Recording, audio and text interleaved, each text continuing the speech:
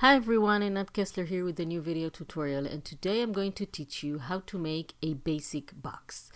Now usually I give you the measurements, but today I want to teach you how you can make any size box by knowing how to calculate the measurements yourself. So it's a really easy process that I'm going to take you through of how to calculate the measurements of the box and the lid. So first, a box looks like this, more or less. It has two short walls, two long walls, and the base. So let's say that the base is A, the long walls are B, and the short walls are C. Of course, if you make a square box, all the walls will be the same letter. But I want to show you a box like a rectangle. So now if we spread it flat, that is the base, and then you have two long walls that are B, the base is A, and two short walls that are C. Okay, so now how do we measure the size that we want?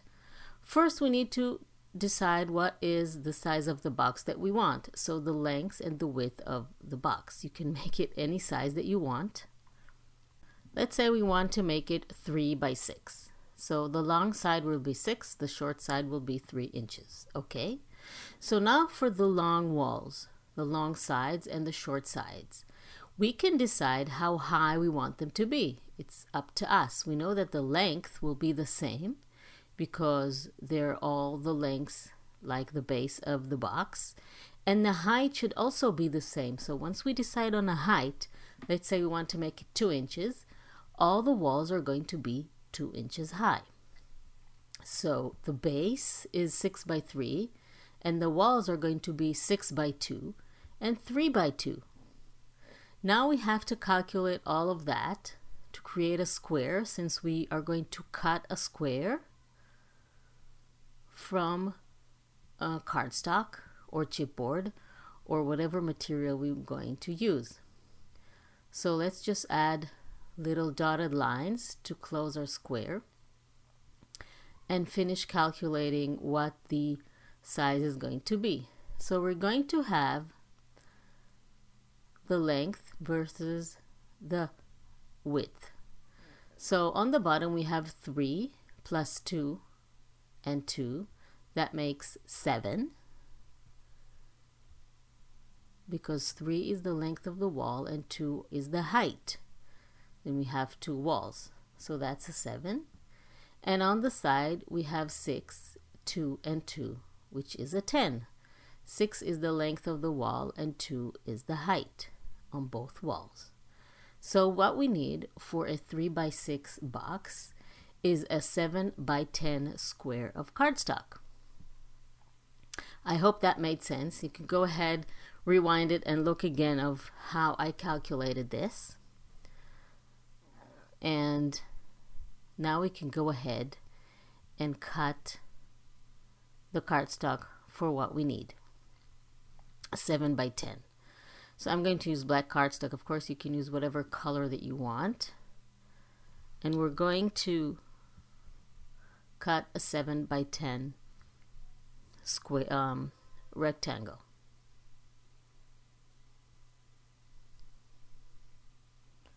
So once we have that, we need to score where the walls are going to be. Now remember, the walls are 2 inches high. So let's bring our drawing back. So what we need to do is score on the 2-inch line on all directions. So it's either 2 on each side, or 2 plus 3 is 5. That's on the short side. On the long side, it's going to be 2 plus 6 equals 8. Hope that makes sense. Basically what we need to have is a 2-inch score line on all 4 sides. So these are 2 inches and these are 2 inches. And then on the long side, the same thing, 2 inches, and then plus 6 all the way down to 8. And that is how we calculate how to make a box. And now that you know the technique, you can make any size box that you want. And now you don't need my measurements anymore. You can calculate them yourself. Okay, so now that we have the score line, we can fold all the score lines and then cut to make the box. We have already done box like that, so you probably know the next steps, but I'm going to show you anyway. So we're going to cut from the edge until the score line meet, and then on the outside we're going to cut diagonally up until the score line, and we're going to do that on all 4 corners. So we're going to cut from the edge until the score line meets, and then cut diagonally on the outside up until the score line, and then repeat that on the other side. But we are basically creating our tabs to close the box. Sorry about that. So we're going to create the tabs to close the box and attach it. Okay, so now that we have everything, we're going to insert the tabs like this and then attach the walls, and we'll have a box. Isn't that pretty easy? So you apply glue on the inside of those tabs that we've just created, and then you attach them to the short wall like this. I always like to use liquid glue, but if you prefer using double-sided tape, you can go ahead and do that. By the way, if you create bigger boxes and they're supposed to carry more weight, then I would suggest using liquid glue and not double-sided tape. Liquid glue is always stronger because it's partially absorbed by the paper, and that makes everything stronger, while the double-sided tape only rests on the paper and doesn't absorb on the inside of it. So there's no chemical reaction or process. That's why I prefer using liquid glue. Okay, so our box is ready. Now we need to close the box somehow, and I want to show you 2 ways. Of course, you can make a lid and that closes on the top, and you would make it exactly like you did the box, only you add about 1/16 of an inch to all the measurements. So it's going to be 3 1/16 of an inch by 6 1/16 of an inch. So it will be slightly larger, so it will close properly. But I want to show you something much easier if you don't want to make the lid. So you're going to cut a strip of paper that is 6 inches long, not 7 like I just did. Sorry about that. We're going to cut the strip of paper the same width as the box. So the box is 6 inches wide, the long side I mean. So we are going to cut it 6 by 12 or 6 by whatever length that you have. If you have a larger box that, let's say, 6 by 6, you will need a longer strip than 6 by 12. So you will have to attach 2 strips together to create one long one.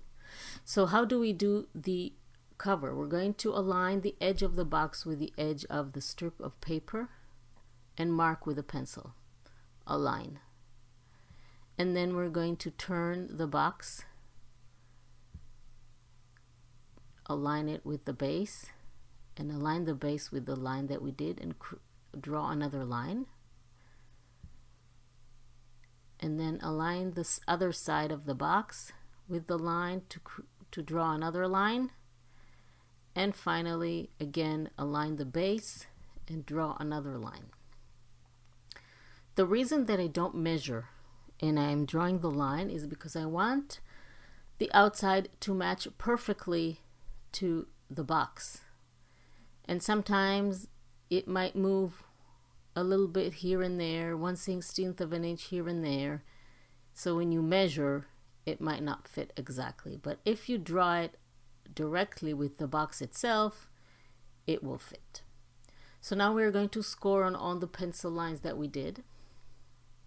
And we're going to fold them all in the same direction. And then we'll have the outside. So from this point, you can decide if you want to create a box or a drawer. And I'll show you what I mean. After you finish folding everything, you are going to either attach the outside to the box and create a lid like this. So you're going to apply glue on these three, not the last one, that's a mistake. So you're going to attach these. So not this one, I'm going to erase that, it's confusing. Only 1, 2, 3. Apply glue, attach it to the box, and then you have a lid that opens and closes. You can add a ribbon or a magnet, or you can apply the end and the beginning. You can attach the end and the beginning with glue, like I'm going to do, and create a drawer that fits inside exactly.